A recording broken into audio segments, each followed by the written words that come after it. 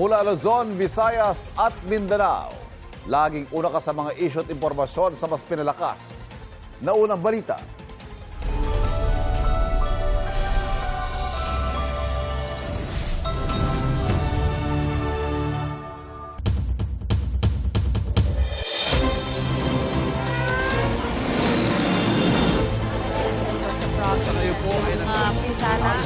Ang mga unang balita.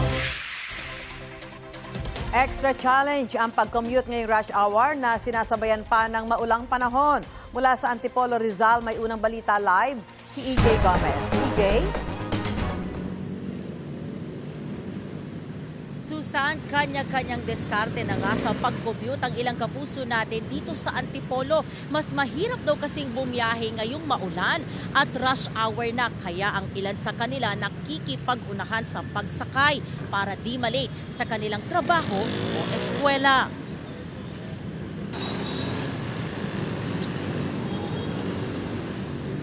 Alas 5 pa lang ng madaling araw, nag-aabang na ng masasakyang jeep o bus si Maridel malapit sa Antipolo LRT2 station. Mahaba raw ang binibigay niyang oras sa biyahe mula Barangay Mambugan sa Antipolo patungo sa Cubao para hindi malate sa pasok niya bilang senior high school teacher. Alas 7 po talaga yung pasok ko po. So, I decided na mas maaga po talagang pumasok para hindi po ako matraffic. Tapos may time pa ako para mag-almusal sa school. Kasi sobra talagang traffic, banda dyan sa Katipunan. Jeep naman ang sinakyan ni Rafi. Maaga raw siyang bumabiyahe araw-araw mula Barangay Kupang Antipolo papunta sa Cainta, Rizal. Lalo ngayong maulan para hindi malate sa pasok niyang 6:45 a.m. bilang pintor. Kailangan nga raw 4:30 a.m. nakasakay na siya ng jeep. Isa po, maulan, tsaka buti pa ng traffic. Kapag ganito na ako sa trabaho, informa namin, kailangan pumaga. Pasado alas 5 kanina, maraming jeep at bus na ang puno ng mga pasahero. Kaya ang ilang pasahero, ilang minuto pa ang hinihintay bago makasakay. Ang iba, nakikipag-unahan na. At dahil maulan, kanya-kanyang bitbit ng payong ang mga pasahero. Marami din ang mga pasaherong umaakyat sa istasyon ng tren. May punto ring nagkakaroon ng pila ng mga commuter. Ang teacher intern naman na si Gia, kapag bumiyahe sakay ng tren ng pasado alas 5, tiyak na late na raw sa kanyang pasok. Kailangan po, mga 4:30 po, nakalis na po ako sa bahay. 7 a.m. po yung class ko, tapos galing pa po ako ng Upper Antipolo. Tapos since maulan po, medyo konti po yung bumabiyahe na jeep, na tricycle po. Kaya mas okay po sa akin na bumiyahe po ng mas maaga. Para po mas makarating po ako na maaga.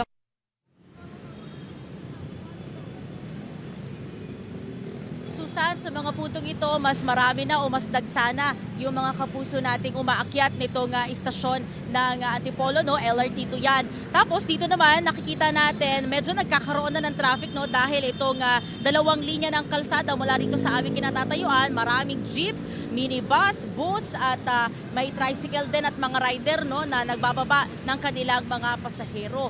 Pero doon sa mga sumunod naman na linya, no, yung pangatlo, pang-apat ay dire-diretso pa naman yung takbo ng mga sasakyan. Sa nakalipas na isang oras ay tumigil naman na yung ulan at sa mga puntong ito, onting-onting ambon yung nararanasan namin dito sa Antipolo. At yan, ang unang balita, EJ Gomez, GMA News.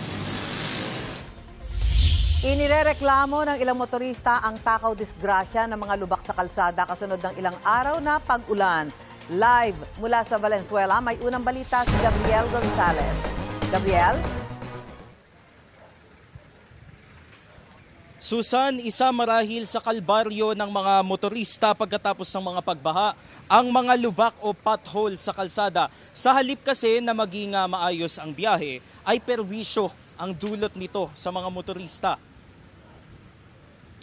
Gaya nga ng ating sinabi, perwisyo sa mga motoristang araw-araw na dumaraan sa MacArthur Highway ang mga lubak dito. Ang ilan na pipilitang magbagal para hindi masira ang sasakyan. Sa bahagi ng kalsada sa Marulas, kabi-kabila rin ang mga lubak kung saan naiipon ang tubig. Sa Maysan Road naman kung saan tayo nakatayo ngayon, malala rin ang sitwasyon sa magkabilang linya.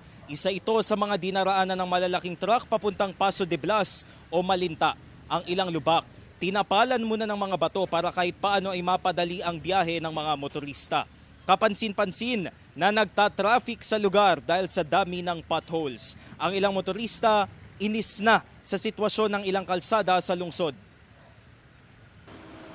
Asal siya, laging lubak-lubak. Nakakainis. Dumaan dito lagi. Burisyo ko talaga.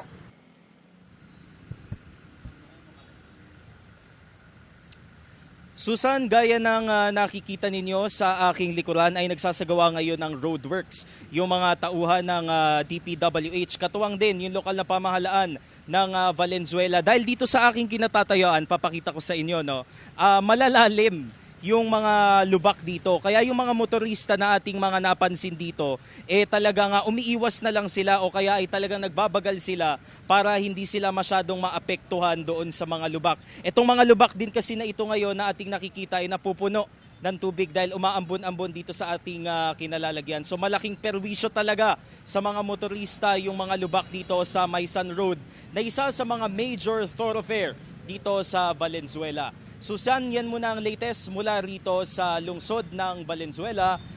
At yan ang unang balita. Gabriel Gonzalez, GMA News. Mga kapuso, narito pa rin po tayo ngayon sa Barangay Calizon dito po sa Kalumpit, Bulacan na lubog pa rin sa baha dahil po yan sa tuloy-tuloy na pag-uulan, bunsod ng habagat. At isinailalim na nga po itong Kalumpit sa state of calamity nitong August 11 dahil nga po sa kanilang sitwasyon. At ayon po sa Municipal Disaster Risk Reduction and Management Office o MDRRMO, aabot na po sa 154,961 na individual o 46,498 na pamilya mula sa 29 na barangay ang apektado po ng baha. At mga kapuso, matatandaan din po na ang Barangay Calizon ay isa sa mga itinuturing na ground zero ng flood control projects. At dito po yan sa Bulacan. Sa punto po ito, makakasama po natin ang barangay captain ng Barangay Calizon na si Cap Orlando Villarreal. Magandang umaga po sa inyo, Cap. Oo, good morning po. Alika, dito po kayo. Okay lang po kayo? Hindi po kayo naka-wader? Yes, okay lang. Sanay na po tayo. Oo, Dito na naku, tayo. hindi Batang po ba Calizon. nagkakaroon kayo ng... Kasi syempre, danger po ng, ng leptospirosis. Yes, okay naman po. Kaya naman po. Kaya pa. Okay. Kumusta po ang overall na sitwasyon po dito sa Barangay Calizon? Actually, sanay na po tayo rito pero sana yung ginagawa po ng ating gobyerno ngayon ay maging okay na po kami. Dahil talagang ilang dekada na po kaming talagang hirap na hirap po sa kalagayan natin. Dito po sa kinaroroonan ko, sabi nila medyo mas mataas pa po itong lugar na to Yes, hanggang yes. tuhod ko, no? Yes. Pero doon po sa mas malalalim na lugar, hanggang saan na po yung baha ngayon? May purok po kami na lampas tao, may purok na hanggang liig. Kaya po, Usok po tayo ng konti rito. talagang sobrang kalunos-lunos po na ilang dekada po na ganito ang aming kalagayan. Meron po ba kayong bilang kung gano'n na karami yung kinailangang i-evacuate? Meron po ba kayong mga evacuees? Yes, 3 po ang ating evacuation dito. Okay. 3,000 po ang ating bilang, pero ang nasa evacuees po natin, ay nasa 100 plus po. 100 plus. Kumusta naman po yung sitwasyon nila? Hindi pa sila nakakabalik? Dahil ganito Hindi pa po rin po, ang hindi po sitwasyon. po. At ang iba po, sanay na rito, kaya kumbaga mas ayaw nilang iwan yung kanilang bahay. Dahil po talagang napakahirap. Kahit na lubog? Yes po. Alright. Yes po. Kanina po nabanggit po natin na isa po ang Barangay Calizon sa mga itinuturing na ground zero ng flood control projects. So, makiki-update lang po kami. Meron na po bang ginagawa na flood control project dito po sa inyo pong lugar? O hanggang ngayon, ghost pa rin? Meron naman po. Actually, nasa 10% na po ang ongoing project po ng ating gobyerno at salamat po doon sa kanilang pagsagip sa atin. At alam po natin na ginagawa naman nila sa ngayon po ang mga nararapat. At pag ito po ay na-complete na po ng 100%, ay talagang makikita naman natin na talagang malulunasan na po ang problema namin. Sana po, no? At Yes hindi po. substandard. Yes, At yes. kumusta naman po yung tulong na binibigay ng LGU? Meron pa po ba tayong panawagan sa ating pamahalaan para naman sa inyong mga residente rito? Sa totoo lang po, talagang hindi lang pala daing ang aming mga taga rito, pero sana makita kami, maranasan, maramdaman nila ang aming kalagayan ngayon para malaman nila o madama nila kung ano ang pwedeng itulong sa amin dito. Meron po ba kayong panawagan? Anong kailangan nyo pa sa mga panahong ito? Ang mga basic po ay sana matulungan kami kung sino man po ang nakakapanood po ngayon. Ano po yung kailangan nyo, sir? Basic po. Like bigas food, drinks? Po, foods po, yes. Oo. Yes. Yung drinks Bigas, naman po, okay naman tubig. po. Bigas. Yes po. Oo. Alright. Huwag kayong mag-alala. Yung sa bahagi ng tubig, medyo mayroon po tayong dala-dala niyan mamaya Thank you very para much sa mga po. residente. Thank you Maraming very much salamat po. po, Thank you po, thank you Barangay po. Captain. God bless po sa inyo. Opo, Orlando Villarreal, Thank you po, ang thank you po. kapitan po ng Barangay Calizon. Thank you, Mag-iingat po ma'am. kayo. Thank you po, thank you po. Balik po muna sa studio. Samantala, day 4 na po ng paghahakot ng basura na naipon sa Estero de Parañaque kasunod ng mga pagulan. Sa pinakahuling tala ng MMDA, 418 metric tons na ng basura ang nakolekta mula diyan. At may unang balita live si Bam Alegre. Bam, nabawasan na ba ang basura? Evan, good morning. Tama nga, humigit kumulang 418 metric tons o katumbas yan ng 96 na dump truck ang nahakot na rito ng mga otoridad. As of latest count yan noong 3 p.m. kahapon nung natapos yung clearing operations. Ngayon, ito yung sitwasyon dito, pasado alas 7 ng umaga. Meron pa ring kumpul-kumpul ng mga kalat dito pero hindi na siya mayahambing sa mistulang dagat ng basura noong mga nakaraang araw. Nabawasan na ito. Nanunumbalik din ang clearing operations sa mga oras na ito. May mga kawani ng Parañaque Centro na nakalusong ngayon dito sa bahagi to ng estero at yung mga heavy equipment nakaposition na rin, nagsisimula na rin maghakot yung backhoe sa ating likuran. Meron ding ilang mga equipment sa ating gilid tulad ng mga trash skimmer at magpapatuloy ito sa buong maghapon. Malaking tulong kung hindi uulan. So ito ang latest sa sitwasyon mula rito sa Parañaque. Bam Alegre, GMA News. Balik sa iyo, Ivan.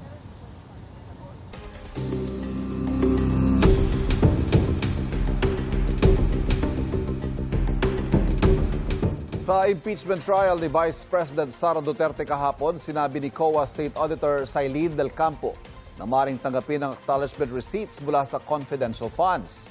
Pero sabi rin ni Del Campo, sa ilang pagkakataon kailangan nilang humingi ng dagdag na pruweba ng mga gastusin. Ilang beses nagkainita ng prosecution at defense team sa gitna ng cross-examination kay Del Campo. May unang balita si Joseph Moro. Nagsisimula pa lamang ang Day 15 ng impeachment trial ni Vice President Sara Duterte. Nagkainitan na ang prosekusyon at depensa sa gitna ng cross-examination. Your Honor, the counsel cannot dictate how I will proceed. Inalmahan ng prosekusyon ang paggamit ng depensa ng kopya nila ng mga dokumento sa cross-examination. There was no stipulation. There was now no constraint. Excuse me, counsel. Had we did a comparison, not to belabor the obvious, Your Honor, but now counsel says, anyway, it's the same. So if it's the same, what's the objection to using the prosecution's document? Pinuna rin ng prosekusyon ang paraan ng pagtatanong ng depensa. Ang nakalagay po kasi sa JC under 4.8.5 is proof of sorry, success. Your Honor, please. Let the witness answer, Your Honor, please, Mr. can the- Presiding Officer, can the counsel be instructed not to stop the witness at mid-sentence, Your Honor? Your Honor, please, can the witness be directed? You just answer with yes or no. The counsel has her time to ask clarificatory questions later Your Honor, during not all redirect, Your questions. Honor. Not all questions can be answered by yes I am or on no. cross, Your Honor, please. Misleading questions are not allowed They on are cross. allowed. I don't think I need to lecture you that. councils, let's not allow the generational or seeming generational divide increase the tension in the courtroom. Let's keep it a notch lower. Your Honor, please, I am preventing myself from giving her a spanking, Your Honor. You are all members of the bar and Yes, you're Your Honor. all counsels I for the submit, parties. I submit. And we will be treating and looking at each one equally. At Miss I will- Eileen. Yes, Your Honor, it's also- I promise to henceforth behave. I have, high respect for Attorney Kapunan. In fact, she's one of You my can end there, idols. counsel. Let's end here. You can end there. This with might the high sound like respect. it might sound like a eulogy, Your Honor. I'm still very much alive. Ang mga komento ni Counsel for the Prosecutors, Attorney Lorna Kapunan, pinalagan ni Attorney Christine Ferrer ng depensa. I would like to ask this court to not allow side comments like I was about to spank her, yung mga I was about to lecture her kasi yung mga ganun ho, Your Honor. Wala ho yung lugar dito sa courtroom because we are all lawyers here, we are all professionals. Igalang naman ho natin yung kapwa natin na lawyer. Halimbawa, at kagaya nito, mas matanda ho sa akin si Attorney Kapunan, maybe she has more years of experience. She has 48 years, I have 15. we should learn to respect each other and refrain from making side comments, so Your Honor. And that was captured by the media po. Attorney Gapunan withdrew that statement earlier, if I remember correctly. Yes, Your Honor. And in fact, I hope it was also part of the records that I promised to behave. Sa cross-examination, binigyan diin ng depensa na sa ilalim ng joint circular, hindi otomatikong humihingi ng resibo at pwede na ang acknowledgement receipts. Pero paglilinaw ng COA, humihingi sila ng ibang pruweba para sa ibang confidential na gastusin na walang naibigay ang bise kundi mga acknowledgement receipts lamang. Pwede bang gamitin ang other record, adequate record sa pagbili ng bagay-bagay? Opo, pwede po. So, tables, chairs, pwedeng adequate records at hindi kailangan official receipts sa lahat ng panon. Depende sa kalagayan at sitwasyon. Pero po kasi, ito po ay nagpe-pertain sa purchases. So, mas sufficient po sa amin kung maipapakita yung sales invoice at official receipts po. Ipinunto pa ng depensa na wala sa Notice of Disallowance ng COA sa OVP ang mga nakakatawang pangalan gaya ng Mary Grace Piatos, Patty Ting at Miggy Mango. Wala hong findings si ICFAO on the names, on the use of fictitious names or aliases. Nasa Notices of Disallowance po ba yun? Wala pong nakalagay sa Notice of Disallowance. If the name appears to be funny, does that automatically mean that the name is fictitious? Your Honor, please, the question is misleading. The point of flashing these acknowledgement receipts were not the names. They were flashed because of the manner by which the funds were used. Attorney Gapunan, you have to admit you had fun. You had fun with the names too. That's So let her cross the witness. Hindi mo masasabi na porket nakakatawa yung pangalan, peke na yon. Yun ba yung sinasabi ninyo? Parang hindi po ako makakasagot dun sa tanong na ganun. Okay, basta walang findings na gano'n, no? Tinukoy rin ang depensa ang nakalakip sa liquidation itong Protective Intelligence Operation Report kung saan nakadetalye ang mga aktibidad ng bise at ang pinaggamitan ng pondo para masigurong ligtas siya sa pagdalo sa mga ito. Papasok ko yan sa intelligence or normal work lang yan ng OVP? Sa intelligence. Profiling of participants who will be attending the event provided by organizers. Part 2 ba yan ng normal na function ng OVP? Or papasok ko siya sa intelligence work? Sa intelligence work po. Ibahin natin ang payment for reward at payment for information. Ang payment for reward, yun ang hinahanapan mo ng success. Opo, tama po. Yung payment of information, hindi mo hinahanapan ng success yun. Hindi po. Tama po ba? Opo, tama po. So yung reward, kaya yung reward ang dinisallow at yung information, hindi mo dinisallow yung bayad na yun, di ba? Hindi po na-disallow yung purchase of information. Tanong ni Kapunan bakit ginamit ang pondo dito gayong may sariling Vice President Security Group ang bise na sinusweldohan. Dapat din daw ay kino-coordinate ito sa law enforcement agencies na hindi raw ginawa ng bise. The Office of the Vice President has no less than 400 security guards. If the security guards are being paid salaries, should these salaries be debited or reimbursed from confidential funds? Isa po, yung salaries po, hindi po siya pwedeng i-charge sa confidential fund. May finding ba kayo sa notices of disallowances nyo, both first and second notices, na yung VP-SPG ay nagre-receive ng payments for reward and purchase of information from the confidential funds of the Office of the Vice President? Wala po. Isa pa sa ipinupunto ng prosekusyon, bahagi ba ng mandato ng Opisina ng Vice President at Department of Education na magkaroon ng mga confidential funds? Sa madaling sabi, dapat ba na meron siyang confidential funds? Sabi ng prosekusyon, hindi. Sabi naman ng depensa, ibinigay ito sa bise. Kasama ba sa mandato ng isang Vice President ang confidential operations? Kung base po dun sa nakalagay sa mandato nila, hindi po. Noong 2022, no, the fourth quarter of 2022, alam ho ba ninyo na inapprove ng Office of the President ang confidential funds ng OVP? Based po sa mga documents na nasubmit sa amin, opo, meron pong approval. Noong 2023 ho, nasa General Appropriations Act po yung confidential funds ng OVP. Tama po? Based po sa mga submissions sa amin, opo, nasa GAA po. Bago magtapos ang impeachment trial, tumayo si Lead Defense Counsel Attorney Sheila Sison. Inireklamo niya ang social media post si Private Prosecutor Attorney Amando Ligutan. Nakasaad sa post na hindi pwede ang misleading questions sa cross-examination. Walang pinatungkulan pero sa tingin ng depensa ay patungkol ito sa naunang sinabi ni Attorney Ferrer. This was posted at 11:29 a.m. by one of the private prosecutors, Attorney Amando Virgil Ligutan. Find it troubling that a private prosecutor would do this in the middle of a courtroom hearing. Paglilinaw ni Sison ang tinutukoy raw ni Ferrer na pinahihintulutan ay ang leading questions at hindi misleading questions. Attorney Ferrer was only saying that leading questions are allowed on cross-examination. I really just find it in bad taste to do this at this time. And I think it is inappropriate to do that to a fellow member of the bar because even as we sit on the opposing side of this hall, we remain to be both members of the bar, and as officers of the court, we owe each other respect,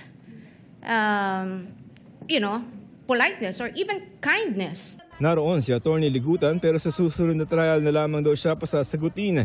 Nagpaliwanag naman si Ligutan sa media. With all the respect po, kung babasahin doon, I am asking you, did I mention a name? Did I mention what case? Zero. Nothing. Nada. Si Presiding Officer Chis Escudero nagbabala sa magkabilang panig na huwag magsalita tungkol sa merits ng kaso. One side has been crossing the line many times, and in fact, the presiding officer is already in the process of drafting a ruling and a warning and an order pertaining to this, because clearly, I can even name all of you who have been commenting on social media in violation of Rule 18 of the impeachment rules. Sa susunod na linggo ay nakatakdang tumistigo ang dalawang disbursement officer. What do you hope to hear or what do you expect to hear from the witnesses next week? Kung faulty yung resibo, kung faulty yung acknowledgement receipts, then definitely dapat makapagbigay ng testimonya yung special disbursing officers kung saan ba talaga napunta yung pera, kung kanino ba talaga naibigay or na-release yung mga pondo, at kung totoo or hindi yung mga resibo and yung mga dokumento na naisubmit sa liquidation. So ang exciting next week in a way is yung 3 witnesses na pinapatawag or 4 na witnesses na pinapatawag ng prosecution were all employed by the Vice President at some point. So hindi natin alam if they will be just a normal, ordinary witness or makakakita tayo today, next week rather, nung konsepto ng hostile witness. No? Ito ang unang balita, Joseph Morong, GMA News. Mga kapuso, tutukan po ang GMA News special coverage, The Vice President on Trial, tuwing Lunes hanggang Miyerkules. Masusubaybayan yan via live stream sa GMA News, Facebook at YouTube, pati sa gmanetwork.com at gmanews.tv.